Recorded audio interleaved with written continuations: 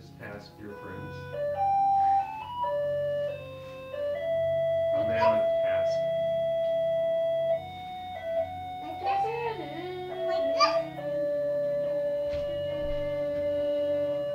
It's a help, Daddy. I know.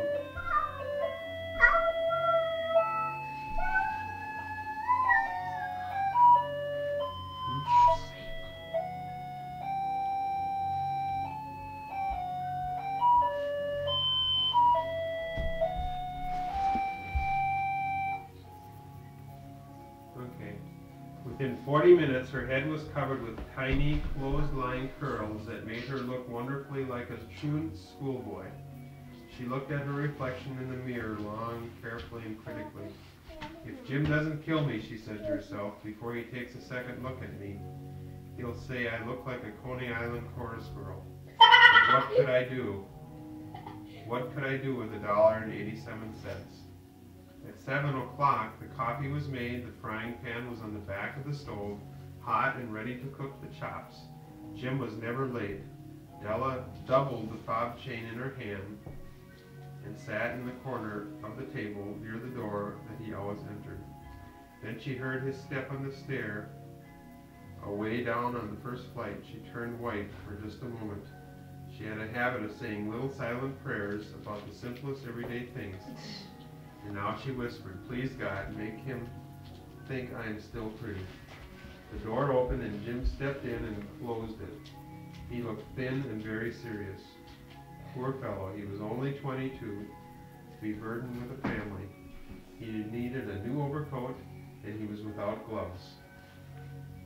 Jim stopped inside the door, as immovable as the setter at the scent of a quail. His eyes were fixed upon Della. There was an expression in them that she could not read. It terrified her. Daddy, look at my little It was not anger, not surprise, not disapproval, not horror, not even sentiments that she had been prepared for. He simply stared at her fixedly with that peculiar expression on his face. Della wriggled off the table and went for him. Jim, darling, she cried, don't look at me that way. I had my hair cut off and sold it because I couldn't have lived through Christmas without giving you a gift. It'll grow out again, and you won't mind, will you? I just had to do it. My hair grows awfully fast. Say Merry Christmas, Jim, and let's be happy. For that, Jim? No. Oh. You don't know what a wonderful, nice gift I've got for you. You cut off your hair? Asked Jim, laboriously, as if he had not arrived at that patent fact yet, Look how cool even this after the train hardest mental labor. Look how cool that train is. Emmy's doing a nice job. When you're all done, then Daddy will take a picture of it. What about mine? Yeah, yours is beautiful. But you got it in It's shoes. like I found, yeah. I will. I'm not done with this pants. Cut it off and sold it, said Della. Cut this off and sell it? Oh. Don't you like me just as well anyhow? I'm me without my hair, aren't I? Jim looked about the room curiously. You say your hair is gone, he said, with an air of idiocy. You needn't look for it, said Della. It's sold, I tell you. Sold and gone, too. It's Christmas Eve, boy. Be good to me, for it went for you. Maybe the hairs of my head were numbered, she went on in a sudden serious weakness, but nobody could ever count my love for you. Shall I put the chops on, Jim? Out of his trance, Jim seemed quickly to wake. He enfolded his Della. For 10 seconds, let us regard with discreet scrutiny some inconsequential object in another direction. $8 a week, or $1 million a year, what difference? A mathematician or a wit would give you the wrong answer. The Magi brought valuable gifts, but that was not among them. This dark assertion will be illuminated later on. Jim drew a package from his overcoat pocket and threw it on the table. Don't make any mistake, Dell, he said, about me. I don't think there's anything in the way of a haircut or a shave or a shampoo that could make me like a girl any less. But if you unwrap that package, you'll see why you had me going for a while at first.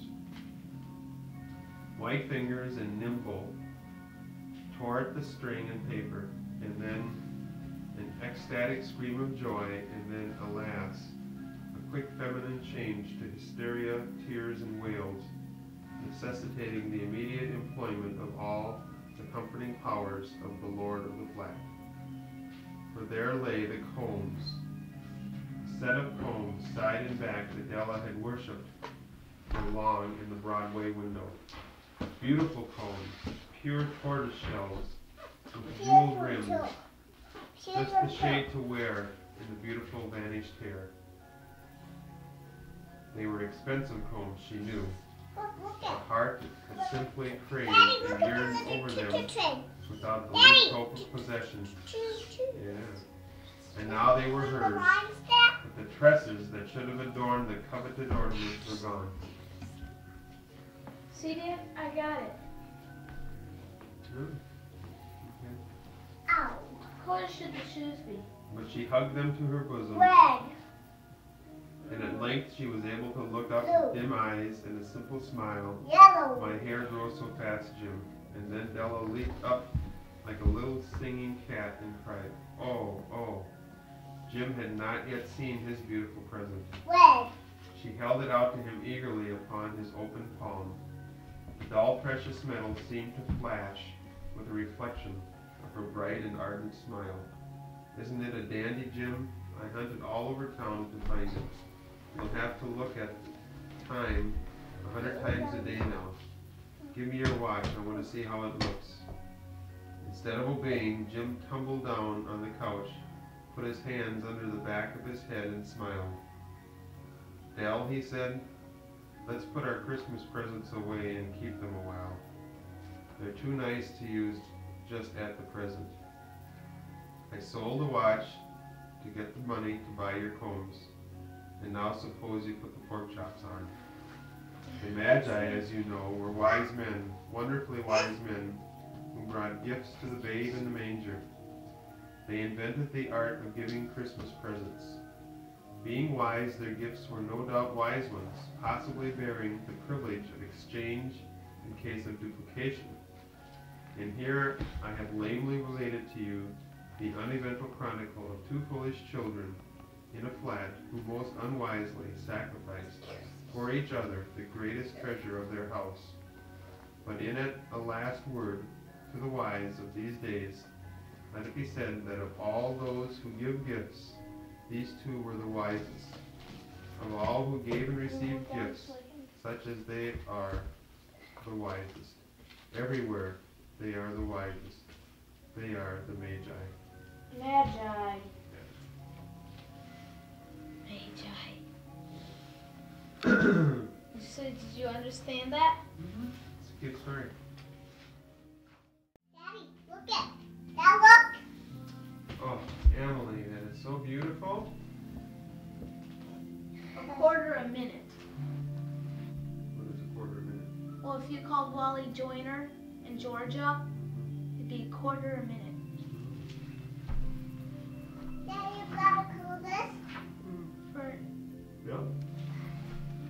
You doing a good job? Yep. $1 every 4 minutes.